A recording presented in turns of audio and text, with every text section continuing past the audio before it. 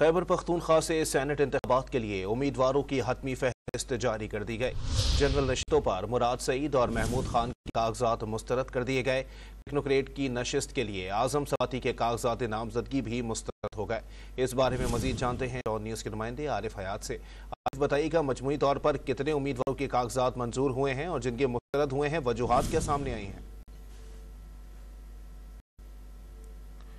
आपको बताएं कि खैबर पख्तूनख्वा से सेनेट इंतखाबात के लिए उम्मीदवारों की हतमी फहरिस्त जारी कर दी गई है। जनरल नशिस्तों पर मुराद सईद और महमूद खान के कागजात मुस्तरद कर दिए गए, जबकि टेक्नोक्रेट नशिस्त के लिए आजम खान सवाती के कागजात नामजदगी भी मुस्तरद हो गए हैं। आपको अपडेट कर रहे हैं, खैबर पख्तूनख्वा से सेनेट इंतखाबात के लिए उम्मीदवारों की हतमी फहरिस्त जारी कर दी गई है। जनरल नशिस्तों पर मुराद सईद और महमूद खान के कागजात मुस्तरद कर दिए गए। आरिफ हयात से राब्ता बहाल हुआ है। आरिफ, बताइएगा, मजमूई तौर पर कितने उम्मीदवारों के कागजात मंजूर हुए हैं? जी बिल्कुल, मजमूई तौर पर 42 में से 30 उम्मीदवारों के कागजात हैं तो वो मंजूर हुए हैं और 12 के कागजात नामजदगी मुस्तरद हो गई हैं।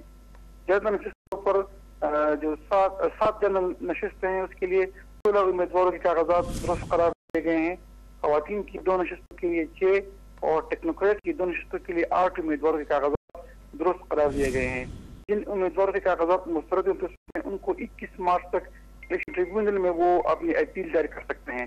सबसे बड़ी बात इसमें यह है कि जो पाकिस्तान तहरीक इंसाफ के हैं और उनको सुन्नी इत्तेहाद कौंसिल की हिमायत हासिल है, जनरल पर मुराद सईद जी उनके कागजात मुस्तरद हो गए हैं और टेक्नोक्रेट पर आजम सवाती के जो कागजात हैं तो भी मुस्तरद हो गए हैं।